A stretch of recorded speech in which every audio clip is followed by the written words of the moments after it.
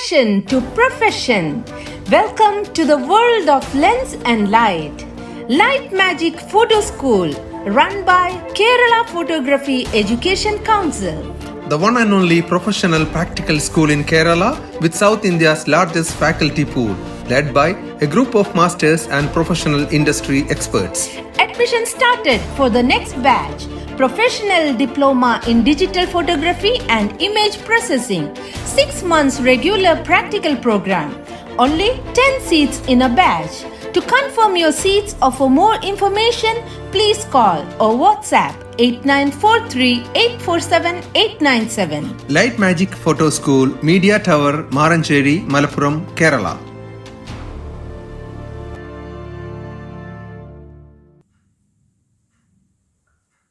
നമസ്കാരം, എല്ലാ പ്രേക്ഷകർക്കും ഒരിക്കൽ കൂടി 360 മലയാളം വാർത്താവർത്തമാനത്തിലേക്ക് സ്വാഗതം.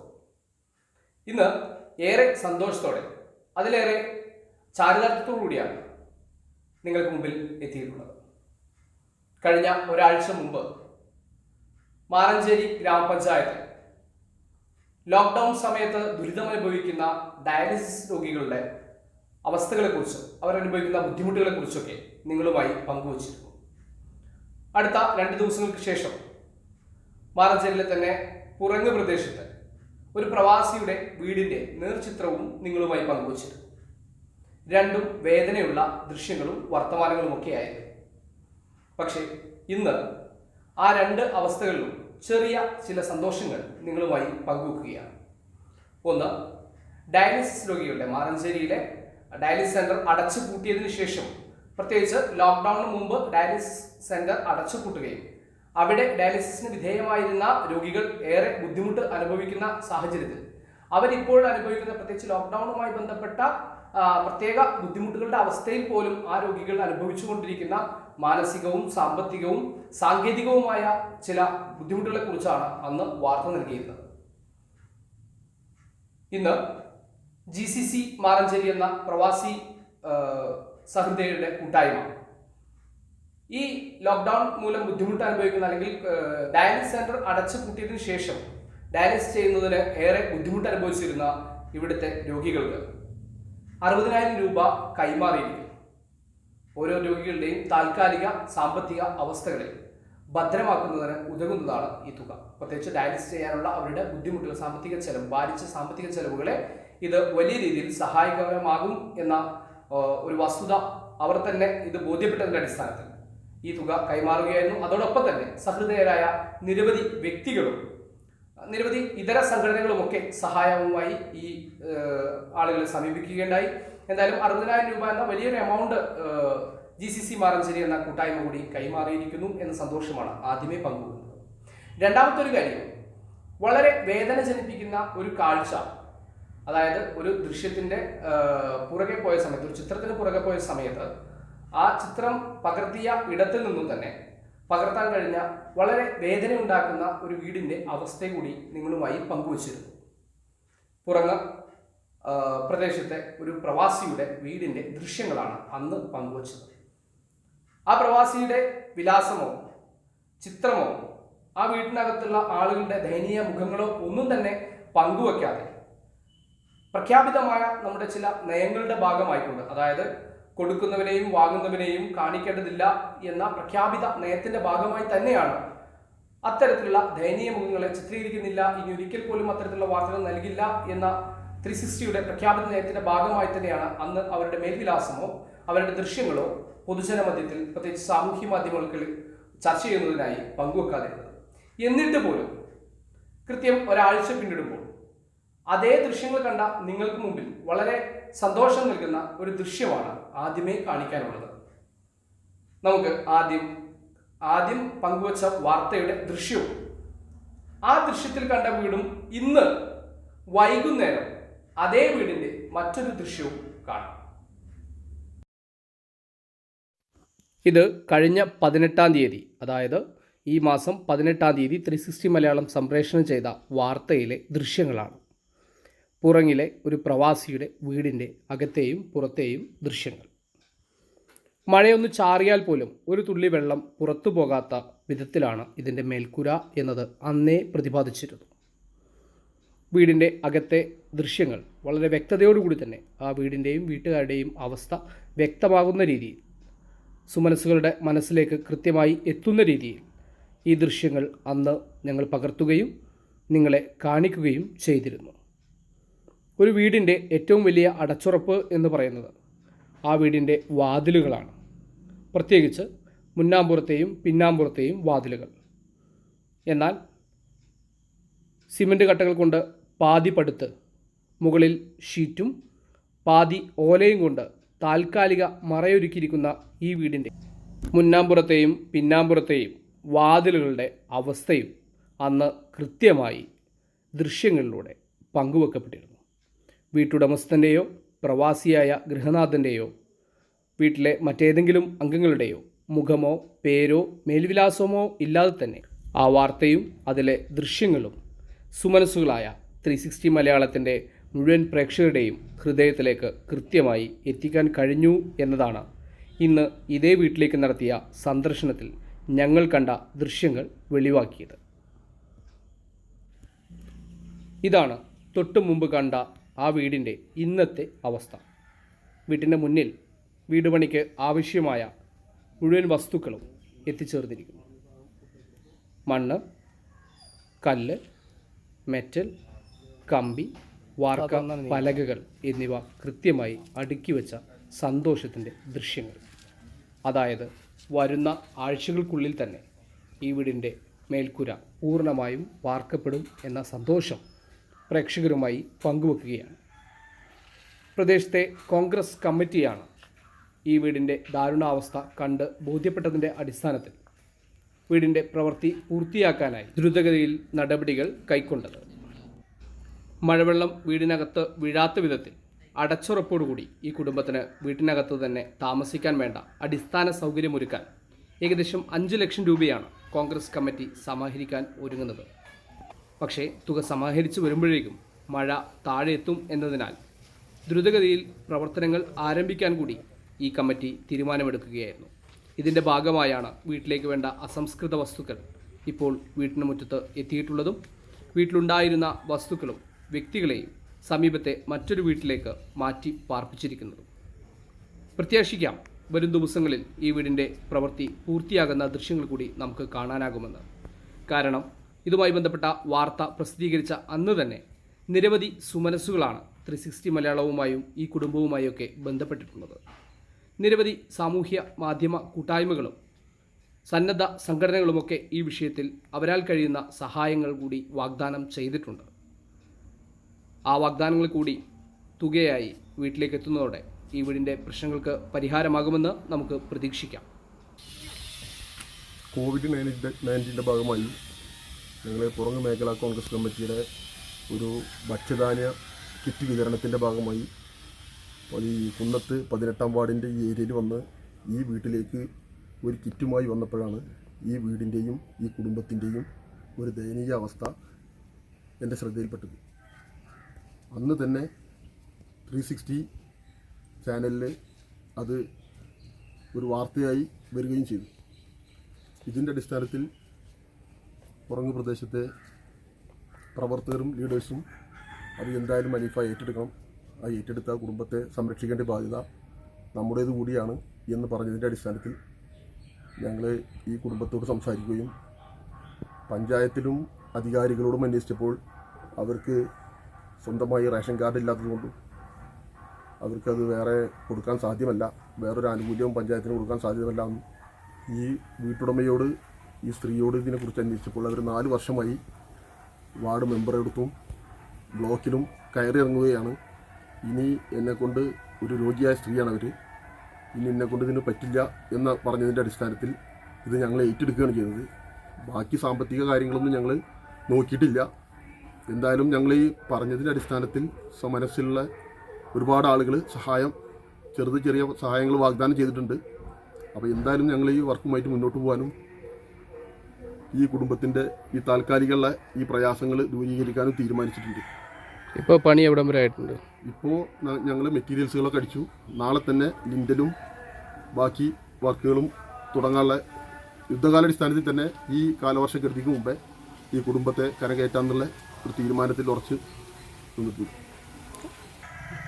ഈ വാർത്ത ഞങ്ങൾ വാട്സപ്പിലും നിങ്ങളെ 360-യുടെ ഭാഗമായിട്ടും ഈ വാട്സപ്പിലും പ്രചരിപ്പിച്ചതിൻ്റെ ഭാഗമായി പല ആളുകളും നമ്മളോട് സഹായവുമായി മുന്നോട്ട് വന്നിട്ടുണ്ട്.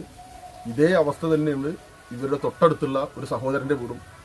അപ്പോൾ ഈ ഒരു സംരംഭം ആദ്യം ഞങ്ങൾ മുന്നോട്ട് കൊണ്ടുപോകാനാണ് ഞങ്ങളൊരു തീരുമാനം. അതിലേക്കാണ് ഞങ്ങളിപ്പോൾ മുന്നിട്ടിരിക്കുന്നത്.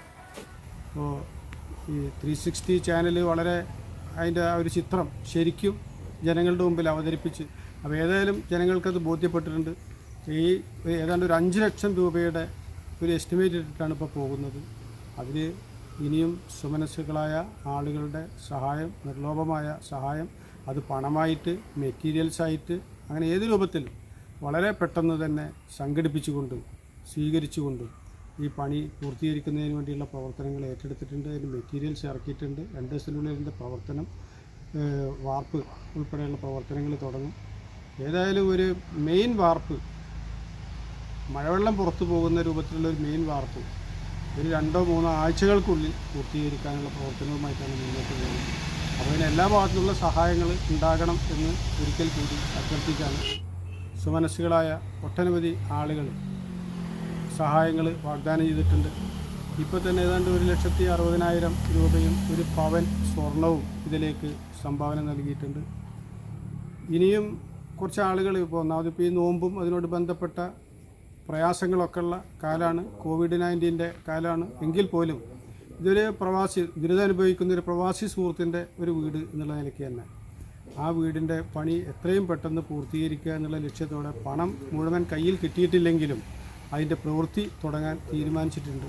ഇവിടെ ഈ പുറങ്ങ് പ്രദേശത്തുള്ള ആളുകൾ തന്നെ ഒട്ടനവധി കാരുണ്യ പ്രവർത്തനങ്ങൾ ഏറ്റെടുത്ത് വളരെ ചുരുങ്ങിയ ദിവസം കൊണ്ട് അതൊക്കെ നല്ല നിലയിൽ ഭംഗിയായി പൂർത്തീകരിച്ചിട്ടുള്ള ഒരു പ്രദേശമാണ്. അപ്പോൾ ആ പ്രദേശത്ത് നിന്ന് തന്നെ ഇതിനുള്ള സൗകര്യങ്ങളും സഹായങ്ങളും കിട്ടും എന്നാണ് നമ്മൾ പ്രതീക്ഷിക്കുന്നത്. ഇവിടെയുള്ള ആളുകളൊക്കെ വിദേശത്തുള്ളവരുണ്ട്. പക്ഷേ ആ വിദേശത്തുള്ളവരോടൊക്കെ ഇപ്പോൾ നമുക്ക് ചോദിക്കാൻ കുറച്ച് പ്രയാസമുള്ള ഒരു കാലഘട്ടമായതുകൊണ്ടാണ്. അല്ലെങ്കിൽ ഇത് ഒരു വാട്സപ്പ് ക്ലിപ്പ് ഇട്ടാൽ തന്നെ ഒരു ദിവസം കൊണ്ടോ 2 ദിവസം കൊണ്ടോ നമുക്ക് പൂർത്തീകരിക്കാൻ കഴിയുന്ന ഒരു വിഷയമായിരുന്നു. അത് മനസ്സിലാക്കി നാട്ടിലുള്ള ആളുകളും കുറച്ച് ഇതിനോട് കഴിഞ്ഞ കാലത്തെ പോലെ തന്നെ സഹകരിക്കണം എന്ന് മാത്രം അഭ്യർത്ഥിക്കുകയാണ്. നമുക്ക് എത്രയും പെട്ടെന്ന് ആ കുടുംബത്തെ ഒരു നല്ല നിലയിൽ ആ വീട്ടിനുള്ളിൽ കയറ്റി താമസിപ്പിക്കാൻ സാധിക്കട്ടെ. അതിനു വേണ്ടിയിട്ടുള്ള പ്രാർത്ഥിക്കുന്നു, സഹായങ്ങൾ അഭ്യർത്ഥിക്കുന്നു. എന്തായാലും ആ വീടിൻ്റെ പ്രവർത്തനങ്ങൾ പുരോഗമിക്കുന്നു എന്ന സന്തോഷം പങ്കുവെക്കുന്നതോടൊപ്പം തന്നെ മറ്റൊരു ദൃശ്യം കൂടി, സമാനമായ ഒരു ദൃശ്യം കൂടി നിങ്ങൾക്ക് മുമ്പിൽ അവതരിപ്പിക്കുകയാണ്. ഇദ്ദേഹത്തിൻ്റെ വീടിനോട് ചേർന്ന് തന്നെയുള്ള, കഴിഞ്ഞ വാർത്തയിൽ അത് വ്യക്തമായി പറഞ്ഞിരുന്നു, ഇദ്ദേഹത്തിൻ്റെ 3 സഹോദരന്മാർ ഒരുമിച്ചാണ് തൊട്ടടുത്ത വീടുകളിലാണ് താമസിക്കുന്നത്. അതിലൊരു സഹോദരൻ്റെ വീടാണ് ഈ കാണുന്നത്. അതും പാതി വഴിയിൽ നിലച്ച അവസ്ഥയിലാണ് ഈ വീടുമുള്ളത്. അദ്ദേഹം ഒരു കെട്ടിട നിർമ്മാണ തൊഴിലാളി കൂടിയാണ്. അപ്പോൾ അദ്ദേഹത്തിനാലാവുന്ന വിധം വീടിൻ്റെ പണി പാതി വഴിയിൽ എത്തിച്ചിട്ടുണ്ട്. ഇത്തരത്തിൽ ആരുടെയെങ്കിലുമൊക്കെ സപ്പോർട്ട് കിട്ടിയാൽ ഇദ്ദേഹത്തിൻ്റെ വീട് കൂടി നമുക്ക് പൂർത്തിയാക്കാനാവും. എന്തായാലും സന്തോഷ വർത്തമാനം പങ്കുവെക്കുന്നതോടൊപ്പം തന്നെ ഈ വീടിൻ്റെ ദൃശ്യങ്ങൾ കൂടി നിങ്ങളോടൊപ്പം പങ്കുവെക്കുകയാണ്.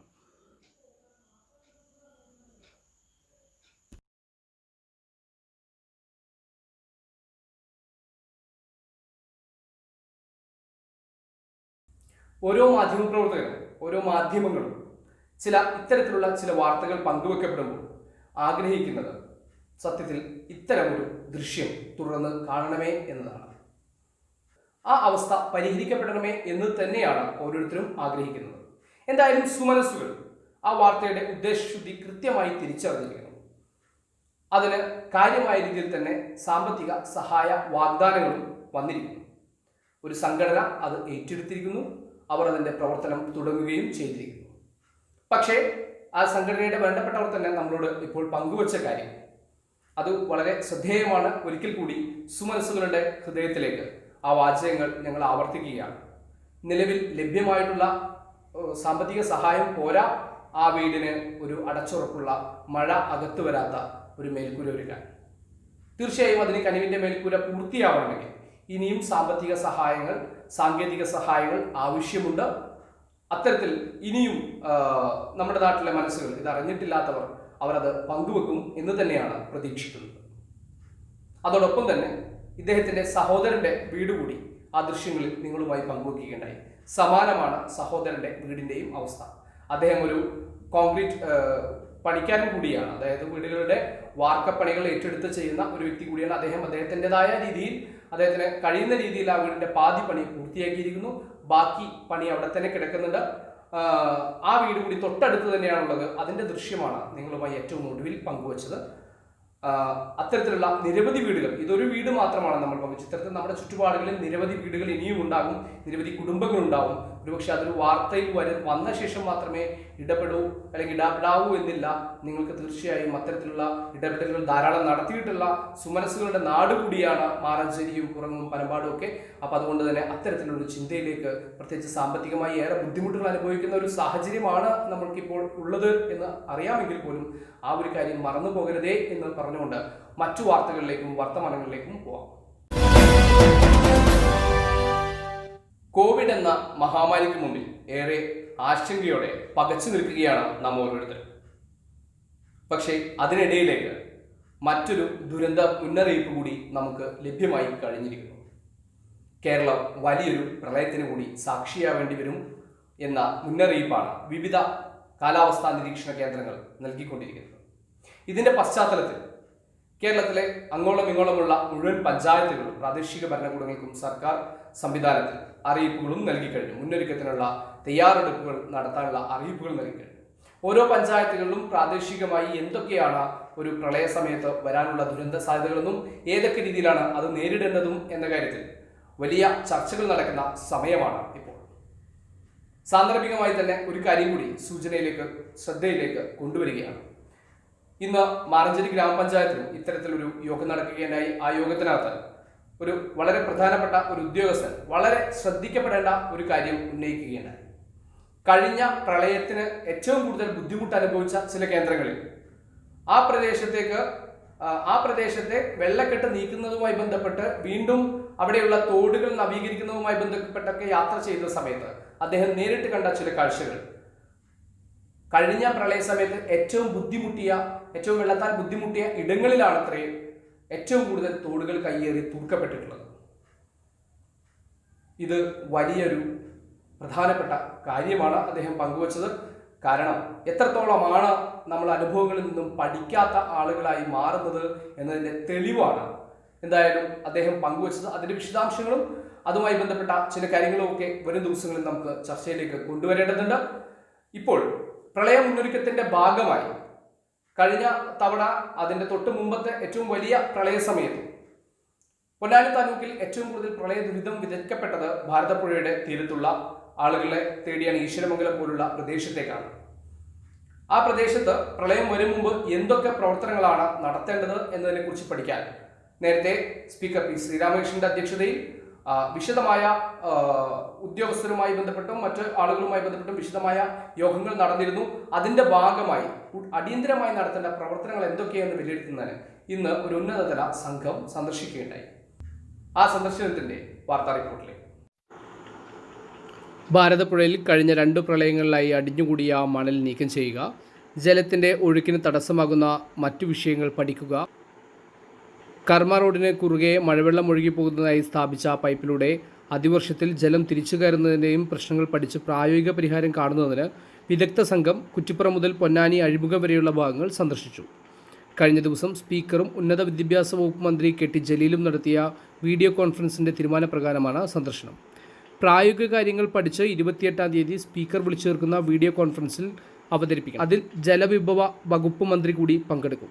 ഇന്നത്തെ വിസിറ്റിൽ irrigation mechanical superintending engineer Raju, irrigation executive എഞ്ചിനീയർമാരായ Alex Varghese, Anil, mechanical E Hari, PWD executive engineer Geetha, assistant executive എഞ്ചിനീയർമാരായ സുരേഷ്, ഹരീന്ദ്രനാഥ്, ഷാജൻ, മിഥുൻ പൊന്നാനി, നഗരസഭാ ചെയർമാൻ CP മുഹമ്മദ് കുഞ്ഞി, സ്പീക്കറുടെ APS ടി ജമാലുദ്ദീൻ, മന്ത്രിയുടെ PA മൻസൂർ, സ്പീക്കറുടെ അഡീഷണൽ PPA വിജയൻ, AEമാരായ രാജേഷ്, രാജുരാജ്, അബ്ദുൽ മനീർ തുടങ്ങിയ ഉദ്യോഗസ്ഥർ പങ്കെടുത്തു. പൊന്നാനിയെ സംബന്ധിച്ച് ഇന്ന് മറ്റൊരു ആശങ്കയുടെ വാർത്തയും അതിൻ്റെ വർത്തമാനങ്ങളുമാണ് ഇപ്പോൾ നമുക്ക് ചുറ്റുമുള്ളത്. പൊന്നാനി ചമരോട്ടം ജംഗ്ഷനടുത്ത് വലിയ രീതിയിലുള്ള ഒരു ആയുധശേഖരം പിടികൂടിയിരിക്കുന്നു.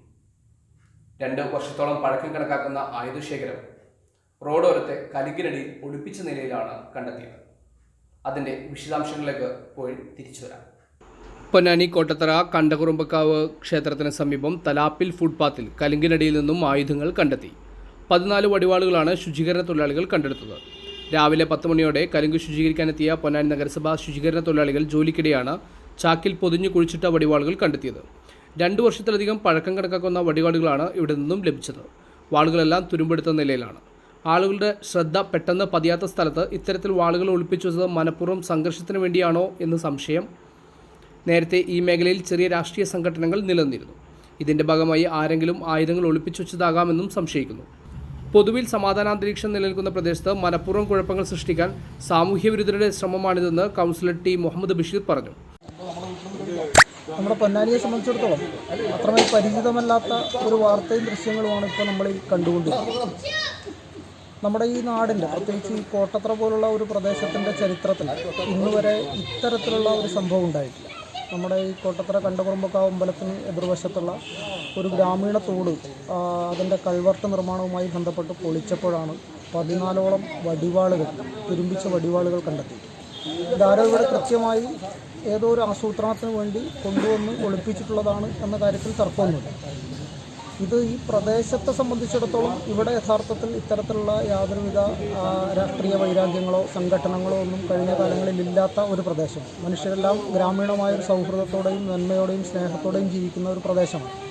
പക്ഷേ ഇത് കുറച്ച് ഉൾപ്രദേശമായതുകൊണ്ടും വളരെ പെട്ടെന്ന് തന്നെ അങ്ങനെ ആളുകളുടെ കാഴ്ചയിൽ എത്തിപ്പെടുകയും ചെയ്യാത്ത ഒരു തോടിൻ്റെ കൾവർട്ടിനകത്താണ് ഇപ്പോൾ ഈ സാധനം ഒളിപ്പിച്ചു വെച്ചതായി കണ്ടത്. നമ്മുടെ ഒറ്റ നോട്ടത്തിലുള്ളൊരു ദൃശ്യത്തിൽ നമുക്ക് ഇത് കുറച്ച് കാലത്തെ പഴക്കമുണ്ട് എന്ന് തോന്നിക്കാവുന്ന തരത്തിൽ തുരുമ്പെടുക്കും. യഥാർത്ഥത്തിൽ ഈ വിഷയം, പ്രത്യേകിച്ച് ഈ ലോക്ക്ഡൗണിൻ്റെ ഒക്കെ ഒരു കാലത്ത് ഇത് വളരെ ആശങ്കപ്പെടുത്തുന്ന ഒരു സംഗതി. ലോകത്തിലെല്ലാ മനുഷ്യരും ഒന്നായി നിൽക്കേണ്ട ഒരു കാലത്ത് മനുഷ്യർക്കിടയിൽ ആയുധം കൊണ്ട് പ്രതികാരം തീർക്കാൻ വേണ്ടി ഏതോ വർഗീയ ഛിദ്രശക്തികളാണ് ഇതിന് പുറകിലെന്ന കാര്യത്തിൽ ഒരു തർക്കവുമില്ല. സാധാരണ സാമൂഹ്യ ബോധമോ രാഷ്ട്രീയ ബോധമോ ഉള്ള ആരും തന്നെ ഇത്തരത്തിലുള്ള ഒരു പ്രവൃത്തിക്ക് മുതിരില്ല എന്ന് നമുക്ക് സാമാന്യബോധത്തോടെ മനസ്സിലാക്കാം. പക്ഷേ ഇതിന് പുറകിൽ ആരുടെയൊക്കെയോ ചില വർഗീയ ഛിദ്രശക്തികളുടെ ഒരു വലിയ ഇടപെടൽ ഇതിന് പുറകിലുണ്ട് എന്നാണ് ഒറ്റനോട്ടത്തിൽ നമുക്ക് സംശയിക്കാൻ കഴിയും ആർക്കും. അതുകൊണ്ട് തന്നെ ഇതിന് പുറകിൽ നടക്കുന്ന ഈ ഛിദ്രശക്തികളെ സമൂഹത്തിന് മുന്നിൽ വെളിച്ചത്ത് കൊണ്ടുവരാൻ അന്വേഷണ ഉദ്യോഗസ്ഥർക്ക് ബാധ്യതയുണ്ട്. അതിനാവശ്യമായ അടിയന്തരമായ നടപടികൾ പോലീസിൻ്റെ ഭാഗത്തു നിന്നുണ്ടാകണം എന്നാണ് ഞങ്ങൾക്ക് അഭ്യർത്ഥിക്കുന്നത്. പ്രദേശത്ത് ആദ്യമായാണ് ഇത്തരത്തിൽ ആയുധശേഖരം കണ്ടെത്തുന്നത്. അന്വേഷണം ആരംഭിച്ചതായും കുറ്റക്കാർക്കെതിരെ ശക്തമായ നടപടി സ്വീകരിക്കുമെന്നും പൊന്നാനി പോലീസ് അറിയിച്ചു. പ്രളയ മുന്നൊരുക്കത്തിന്റെ ഭാഗമായി വെള്ളക്കെട്ട് ഒഴിവാക്കുന്നത് എങ്ങനെ എന്ന ചർച്ചകൾ പുരോഗമിക്കുന്നതിനിടയിലേക്ക് ഒരു കാര്യം കൂടി 360 മലയാളം നമ്മുടെ നാട്ടുകാരുടെയും ബന്ധപ്പെട്ട അധികൃതരുടെയും മുന്നിലേക്ക് സമർപ്പിക്കുകയാണ്. മാറഞ്ചേരി ഗ്രാമപഞ്ചായത്തിലെ വലിയ തോടുകളിൽ ഒന്നാണ് പൂച്ചാമം തോട്. ഈ തോടിൽ ഒരു VCB വേണമെന്ന ആവശ്യം ഏകദേശം 4 നൂറ്റാണ്ടിലധികം പഴക്കമുള്ള ആവശ്യമാണ്. ആ ആവശ്യങ്ങൾ നിരന്തരം അപേക്ഷകളായി കടലാസുകളിൽ ഒതുങ്ങി നിൽക്കുകയാണ്. പഞ്ചായത്തിലെ ഈ വലിയ തോട്ടിലേക്ക് കാഞ്ഞിരമുക്ക് പുഴയിലെയും അഥവാ കുണ്ടടവ് പുഴയുടെയും പുളിവെള്ളം കയറിക്കൊണ്ട് നിരവധി കൃഷി മേഖലകൾ കൃഷി നശിക്കുന്ന സാഹചര്യമുണ്ട്. നമ്മൾ ഇപ്പോൾ ഫുഡ് സെക്യൂരിറ്റിയെ കുറിച്ച് സംസാരിക്കുന്ന സമയമാണ്. COVID-19 സൃഷ്ടിച്ച ലോക്ക്ഡൗൺ, സ്വയം പര്യാപ്തത, അതായത് ഭക്ഷണ സ്വയം പര്യാപ്തത എന്നതിനെ കുറിച്ചൊക്കെ ഏറെ ചർച്ച ചെയ്യപ്പെടുന്ന സമയമാണ്. ഈ സമയത്താണ് ഇവിടെയുള്ള കർഷകർ ഇപ്പോഴും ആവശ്യം ഉന്നയിക്കുന്നത്. ഇവിടെ ഒരു VCB ഉണ്ടെങ്കിൽ അപ്പുറത്തുള്ള ഏക്കർ കണക്കിന് വരുന്ന കൃഷിയിടം കൃഷിയോഗ്യമാക്കാൻ മറ്റൊന്നും ആവശ്യമില്ല. ആ ഒരു VCB എത്രയും പെട്ടെന്ന് നിർമ്മിച്ചു തരണമെന്ന ആവശ്യമാണ് ഇവിടെയുള്ള കർഷകർ മുന്നോട്ട് വെക്കുന്നത്. ഇത് പൂച്ചാമം തോട്. മാറഞ്ചേരി ഗ്രാമപഞ്ചായത്തിലെ പുറങ്ങിനും അത്താണിക്കുമിടയിലുള്ള പ്രധാന തോടുകളിൽ ഒന്നാണ് ഇത്. കുട്ടാടം പാടശേഖരത്തിലേക്ക് ആവശ്യം വേണ്ട വെള്ളം കൊണ്ടുവരുന്നതിനും മഴക്കാലത്ത് അധികമുള്ള ജലം പുഴയിലേക്ക് ഒഴുക്കിവിടുന്നതിനും ഈ തോടിനെയാണ് ആശ്രയിക്കുന്നത്. എന്നാൽ ഈ തോട്ടിലേക്ക് പുളിവെള്ളം കയറാതിരിക്കുന്നതിന് ഒരു VCB നിർമ്മിക്കണം എന്ന ആവശ്യത്തിന് 4 നൂറ്റാണ്ടിലധികം പഴക്കമുണ്ട്. നിരവധി പദ്ധതികളിൽ ഉൾപ്പെടുത്തിയെങ്കിലും ഇപ്പോഴും ഇവിടെ അത്തരത്തിലൊന്ന് യാഥാർത്ഥ്യമായിട്ടില്ല. ഇതിൻ്റെ ഫലമായി കൃഷി സമയങ്ങളിൽ ഉപ്പുവെള്ളം കയറിക്കൊണ്ട് നിരവധി തവണയാണ് ഇവിടെ കൃഷിനാശം സംഭവിച്ചിട്ടുള്ളത്. ഇപ്പോഴും കർഷകർ ആവശ്യപ്പെടുന്നത് ഈ പ്രളയത്തിന് മുൻപെങ്കിലും ഇവിടെ ഒരു VCB സ്ഥാപിക്കണം എന്നതാണ്. ഭക്ഷ്യസുരക്ഷാ പദ്ധതികളുടെ ഭാഗമായി ഇപ്പോൾ നിരവധി കാർഷിക പദ്ധതികളാണ് ഈ മേഖലകളിൽ ആരംഭിക്കാനിരിക്കുന്നത്. കർഷകരുടെ ആവശ്യമാണ് ഈ പൂച്ചാത്ത തോടിന് ഒരു VCB എന്ന് പറയുന്നത്. ഇത് അധികൃതരെ ശ്രദ്ധപ്പെടുത്താൻ വേണ്ടിയിട്ട് ഏകദേശം ഒരു 10-25 വർഷത്തോളമായി ഉണ്ടാവും. ഇതുവരെ ഇതിന് ഒരു ശാശ്വതമായ പരിഹാരം ചെയ്തു തന്നിട്ടില്ല. അപ്പോൾ ജില്ലാ പഞ്ചായത്തിൽ ഫണ്ട് പാസ്സാക്കിയിട്ടുണ്ട് എന്ന് പറയുന്നുണ്ട്, അല്ലാതെ അത് ചെയ്തു തരാനോ അതൊന്ന് അനുവദിച്ച് കിട്ടാനോ ഇതുവരെ യാതൊരു സാധ്യതയും ഉണ്ടായിട്ടില്ല. 182 ഏക്കർ വരുന്ന കൃഷിപ്പാടങ്ങളാണ് ഈ കാണുന്നത്. ഈ ബാക്ക് വാട്ടർ ഇതിലൂടെയാണ് കയറി വരുന്നത്, പൂച്ചാത്ത തോട്ടിൽ കൂടെ. ഇതിനിവിടെ ഷട്ടർ VCB കിട്ടുകയാണെങ്കിൽ, ഷട്ടർ കിട്ടുകയാണെങ്കിൽ ഞങ്ങൾക്ക് ധൈര്യമായിട്ട് കൃഷി ചെയ്യാം. അപ്പോൾ കൃഷി ചെയ്യുന്ന അവിടെ കുറച്ച് ആളുകൾ കൃഷി ചെയ്യുന്നുണ്ട്, അത് മേൽക്കണ്ടങ്ങളിൽ മാത്രമാണ്. താഴെ കണ്ടങ്ങളിലും കുട്ടാടൻ നിലങ്ങളിലും കൃഷി ചെയ്യുകയാണെന്ന് വെച്ച് കഴിഞ്ഞാൽ ഞങ്ങൾക്ക് നല്ല രീതിയിലുള്ള ഒരു VCB ഇവിടെ വന്ന് കിട്ടിയാൽ മാത്രമേ വെള്ളം താങ്ങി നിർത്താനും അതുപോലെ തന്നെ വെള്ളം തുറന്നു വിടാനും അതിനുള്ള സൗകര്യങ്ങൾ ഉണ്ടാവുള്ളൂ. അപ്പോൾ അത് അധികൃതർ എത്രയും പെട്ടെന്ന് ചെയ്തു തരണമെന്നാണ് ഞങ്ങളുടെ ഒരു അപേക്ഷ. ഇവിടെ ഞങ്ങളെ പോലെ കർഷകർ ഇപ്പോഴും ബാക്ക് വാട്ടർ കയറുന്ന കാരണം കൃഷി ചെയ്യാൻ പറ്റാതെ ബുദ്ധിമുട്ടുക. അപ്പോൾ ആ രീതിയിൽ ഇത് ചെയ്തു തരാണെന്ന് വലിയ ഉപകാരമായിരുന്നു. സംസ്ഥാന പാതയിൽ അത്താണിയിൽ നിന്നും കുണ്ടുകടവത്തേക്ക് കുറങ്ങിലേക്കൊക്കെ യാത്ര ചെയ്യുമ്പോൾ പൂച്ചാമം പാലം കഴിഞ്ഞ് അല്പം കൂടി മുന്നോട്ട് പോയാൽ ബ്ലോസം പാലസ് എന്ന പേരിൽ ഒരു ഓഡിറ്റോറിയമുണ്ട്. ഈ ഓഡിറ്റോറിയത്തിന് സമീപത്ത് നിന്നും വടക്കോട്ട് പോകുന്ന ഒരു പഞ്ചായത്ത് റോഡുണ്ട്. ഏകദേശം 100-ലധികം കുടുംബങ്ങൾ അല്ലെങ്കിൽ വീടുകൾ ആശ്രയിക്കുന്ന ഒരു റോഡാണ്. സമീപകാലത്ത് തൊഴിലുറപ്പ് പദ്ധതിയിൽ ഉൾപ്പെടുത്തിക്കൊണ്ട് 2-3 ഘട്ടങ്ങളായി ഈ റോഡ് ഏറെക്കുറെ പൂർണ്ണമായി തന്നെ കോൺക്രീറ്റിംഗ് പ്രവൃത്തികളും പൂർത്തിയായി. മുൻകാലങ്ങളിൽ ആൾതാമസം കുറച്ച് കുറഞ്ഞ ഒരു മേഖല കൂടിയായിരുന്നെങ്കിൽ ഇപ്പോൾ നേരത്തെ പറഞ്ഞതുപോലെ തന്നെ 100-ലധികം വീടുകളാണ് ഈ റോഡിന്റെ 2 വശങ്ങളിലായി മാത്രം ഉള്ളത്. ഈ പ്രദേശങ്ങളിൽ ഇപ്പോഴും നിരവധി കൺസ്ട്രക്ഷൻ ഒക്കെ നടക്കുന്ന മേഖല കൂടിയാണ്.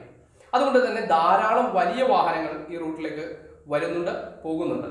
അതോടൊപ്പം വിവിധ വിദ്യാഭ്യാസ സ്ഥാപനങ്ങളിലെ സ്കൂൾ വാനുകളും ഈ പ്രദേശത്തേക്ക് വരികയും തിരിച്ചു പോവുകയും ചെയ്യുന്നുണ്ട്.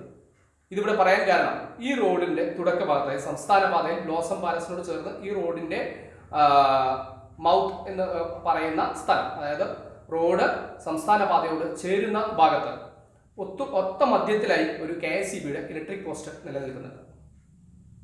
ഈ പോസ്റ്റ് വലിയ രീതിയിലുള്ള അപകട ഭീഷണിയാണ് ഉള്ളത്. അത് പലപ്പോഴും നിരവധി വാഹനാപകടങ്ങൾക്ക് കാരണമായി മാറിയിട്ടുമുണ്ട്. ഈ പോസ്റ്റ് അടിയന്തരമായി അവിടെ നിന്ന് മാറ്റി സ്ഥാപിക്കണമെന്ന ആവശ്യമാണ് ഇവിടുത്തുകാർ മുന്നോട്ട് വെക്കുന്നത്. അത് ഈ പോസ്റ്റ് ഇവിടെ ജനങ്ങൾ ഉപയോഗിക്കുന്ന റോഡിന്റെ സെൻട്രൽ ഭാഗത്ത് വന്ന കാരണം ഇതിന് ഭയങ്കരമായിട്ട് ബുദ്ധിമുട്ടുണ്ട്. ഈ റോഡിന് വാഹനം ചെറിയൊരു കയറ്റമുണ്ട്. കയറ്റത്തിൽ നിന്ന് ഇങ്ങനെ കയറി വരുമ്പോൾ സ്വാഭാവികമായിട്ട് വാഹനങ്ങൾക്ക് പാസ് ചെയ്യാനുള്ളൊരു ബുദ്ധിമുട്ട് ഈ റോഡിനുണ്ട്. പിന്നെ ഇവിടെ ഈ പോസ്റ്റ് ഒരിക്കൽ തട്ടിയിട്ട് മാറ്റിയതാണ്. അത് അവിടെ തന്നെ അവർ കുഴിച്ചിട്ടുള്ളത്, അത് പിന്നെ മാറ്റി കുഴിച്ചിട്ടില്ല. അതുപോലെ അഡീഷണൽ പോസ്റ്റിൽ അങ്ങോട്ട് മാറ്റി തരാനായിട്ട് ഇവിടെയുള്ള ജനങ്ങൾക്ക് വളരെ ഒരു ഉപകാരപ്രദമായി തീരും. അങ്ങനെ അതിനൊരു സംവിധാനം ഉണ്ടാക്കി തരുന്നതാണ് ജനങ്ങളുടെ മൊത്തമുള്ള ആളുകളുടെ അപേക്ഷയാണ്. അപ്പോൾ ഞങ്ങളുടെ ആവശ്യം എന്താ വെച്ചാൽ ഇപ്പോൾ തൽക്കാലം അവിടെ കാണുന്ന ഇലക്ട്രിക് പോസ്റ്റ് ഒന്ന് മാറ്റുക, ഇലക്ട്രിക് പോസ്റ്റ് ഒന്ന് മാറ്റും ചെയ്യുക, ഇവിടെ ഒന്ന് കോൺക്രീറ്റ് ചെയ്യുകയും ചെയ്യുക. എന്നാലും ഇപ്പോൾ ഇതിൽ കൂടെ എന്താ പറയുക ഒരു സഞ്ചാരയോഗ്യത്തിന് പറ്റുള്ളൂ. ഒരുപാട് സ്കൂൾ വണ്ടികളും പിന്നെ സ്കൂളിൽ കുട്ടികളെടുക്കാൻ വേണ്ടിയിട്ടുള്ള വണ്ടികളും വരുന്നുള്ളതാണ്. അപ്പോൾ ഒരു അപകടം ഒഴിവാക്കുക എന്നുള്ളതാണ് ഇപ്പോഴത്തെ ആവശ്യം. ഇത് ഒരു മഴ പെയ്തിട്ടുണ്ടെങ്കിൽ ഇപ്പോൾ ഒരു മഴ പെയ്താൽ കാണാം ഇവിടുത്തെ അവസ്ഥ. ഒരു മഴ പെയ്തിട്ടുണ്ടെങ്കിൽ മൊത്തം വെള്ളം ഇവിടെ ആയിരിക്കും നിൽക്കുന്നുണ്ടാവുക. അതേപോലെ തന്നെ അതിലൂടെ കയറി പോകാനും പറ്റാത്തൊരവസ്ഥയിൽ വരും. അപ്പോൾ എത്രയും പെട്ടെന്ന് പഞ്ചായത്ത് അതിനൊരു വേണ്ട നടപടി എടുക്കണം എന്നാണ് ഞങ്ങൾ പ്രദേശവാസികൾ നാട്ടുകാരുടെ ആവശ്യം. ലോക്ക്ഡൌൺ മൂലം ഏറെ ബുദ്ധിമുട്ടിലായിരിക്കുന്ന ഒരു വിഭാഗം ആളുകളാണ് ചെറുകിട വ്യാപാരികൾ. ഇവർ സർക്കാരിന് മുമ്പിൽ വലിയൊരു ആവശ്യം സമർപ്പിക്കപ്പെട്ടിരിക്കുന്നു. ഇവരുടെ പ്രശ്നങ്ങൾ പരിഹരിക്കപ്പെടുന്നതുവരെ സാമ്പത്തികമായ സപ്പോർട്ട് ഇവർക്ക് ഏറെ ആവശ്യമുണ്ടെന്നതാണ് അതിൻ്റെ കാതൽ. ഈ വിഷയം മുൻനിർത്തിക്കൊണ്ട് ഇന്ന് കേരളത്തിൽ പരക്കെ വ്യാപാരികളുടെ ഒരു സമരം നടക്കുകയുണ്ടായി. അതുമായി ബന്ധപ്പെട്ട ഒരു റിപ്പോർട്ടിലേക്ക്.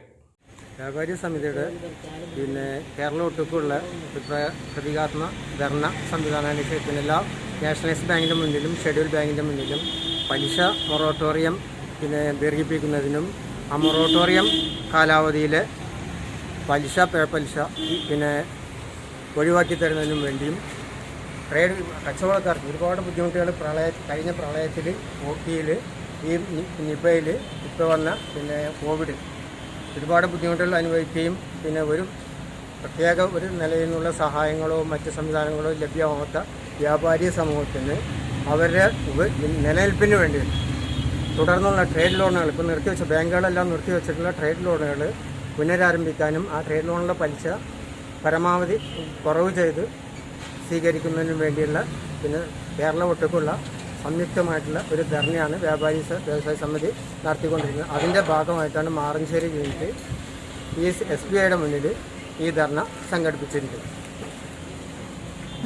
5 ആവശ്യങ്ങളാണ് ഈ വ്യാപാരി സമിതി ഈ ബാങ്കുകളിലെ മുമ്പിലും സെൻട്രൽ ഗവൺമെൻറ്റിന് മുമ്പിലും വയ്ക്കുന്നത്.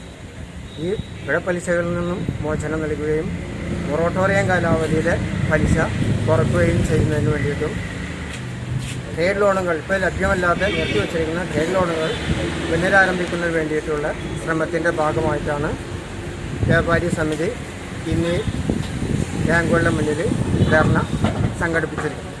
COVID-19 എന്ന മഹാമാരി അല്ലെങ്കിൽ കൊറോണ വൈറസ്, അതുമായി ബന്ധപ്പെട്ട ജാഗ്രത ഒട്ടും കുറയ്ക്കേണ്ടതില്ല എന്ന് തന്നെയാണ്. ഇന്നത്തെയും COVID-19 സ്ഥിരീകരണ റിപ്പോർട്ടുകൾ, അതിൻ്റെ സംഖ്യകൾ നമുക്ക് നൽകുന്ന ആശങ്ക ഒട്ടും ചെറുതല്ല. പാലക്കാട് സാമൂഹ്യ വ്യാപനം ഉണ്ടായിട്ടുണ്ടോ എന്നുവരെ സംശയിച്ചു നിൽക്കുന്ന സാഹചര്യമാണ്. മുൻകരുതലുകൾ, ഇതുവരെ നമ്മൾ സ്വീകരിച്ച എല്ലാ മുൻകരുതലുകളും അത് കുറച്ചും കൂടി ശക്തമായ രീതിയിൽ മുന്നോട്ട് കൊണ്ടുപോകേണ്ട സാഹചര്യമാണ്. പക്ഷേ നിർഭാഗ്യവശാൽ നിരത്തിലോ കച്ചവട കേന്ദ്രങ്ങളിലേക്കൊക്കെ നമ്മൾ യാത്ര ചെയ്യുമ്പോൾ കാണാൻ കഴിയുന്നത് ഇനി ഇതിനൊന്നും ആവശ്യമില്ല എന്ന രീതിയിലുള്ളൊരു മനോഭാവമാണ് ആളുകൾ പുലർത്തുന്നത് എന്ന സംശയം ഒട്ടും ചെറുതല്ലാതെ തന്നെ അവശേഷിക്കുന്നു. അത്തരക്കാരോട് ആവർത്തിച്ച് പറയട്ടെ, സുരക്ഷ വളരെ പ്രധാനമാണ്. അത് സ്വന്തം കാര്യത്തിലും സമൂഹത്തിൻ്റെ കാര്യത്തിലും കുടുംബത്തിൻ്റെ കാര്യത്തിലുമൊക്കെ. അതുകൊണ്ട് വളരെയധികം ശ്രദ്ധിക്കേണ്ട സമയം കൂടിയാണ്. പ്രത്യേകിച്ച് ക്വാറന്റൈൻ ദിവസങ്ങൾ, സർക്കാർ നിർദ്ദേശിക്കുന്ന ക്വാറന്റൈൻ ദിവസങ്ങൾ പൂർത്തീകരിച്ച് പുറത്തിറങ്ങുന്ന ആളുകളോട് കൂടി കഴിഞ്ഞ ദിവസം നമ്മൾ അത്തരത്തിലൊരു കേസ് കൂടി കണ്ടതാണ്, ചർച്ച ചെയ്തതാണ്. സർക്കാർ നിർദ്ദേശിക്കുന്ന ദിവസങ്ങൾ കഴിഞ്ഞാലും ഒരുപക്ഷെ കൊറോണയുടെ വൈറസുകൾ പുറത്തു വരാനുള്ള സാധ്യതകളുണ്ട്. അതുകൊണ്ട് അത്തരത്തിലുള്ള ആളുകൾ വീണ്ടും കൂടുതൽ ശ്രദ്ധ, അത്തരത്തിലുള്ള ആളുകളുമായി ഇടപെടുമ്പോഴും അത്തരത്തിലുള്ള ആളുകൾ പുറത്തിറങ്ങി ഇടപെടുമ്പോഴും കൂടുതൽ ശ്രദ്ധ വേണം. ആ ശ്രദ്ധ ഓരോ വ്യക്തിക്കും ഉണ്ടാകണം എന്ന് പറഞ്ഞുകൊണ്ട് തൽക്കാലം ഈ ഒരു വർത്തമാനം ഇവിടെ പൂർണ്ണമാവുകയാണ്. മറ്റൊരു വാർത്തയും അത്തരത്തിലുള്ള വാർത്തകളുടെ വർത്തമാനങ്ങളുമായി തിരിച്ചെത്തുന്നവരെ വിട പറയുന്നു. എല്ലാവർക്കും നന്ദി, നമസ്കാരം. Change your passion to profession. Welcome to the world of lens and light. Light Magic Photo School, run by Kerala Photography Education Council. The one and only professional practical school in Kerala with South India's largest faculty pool, led by a group of masters and professional industry experts. Admission started for the next batch. Professional Diploma in Digital Photography and Image Processing. 6 months regular practical program. Only 10 seats in a batch. To confirm your seats or for more information, please call or WhatsApp 8943847897. Light Magic Photo School, Media Tower, Marancheri, Malappuram, Kerala.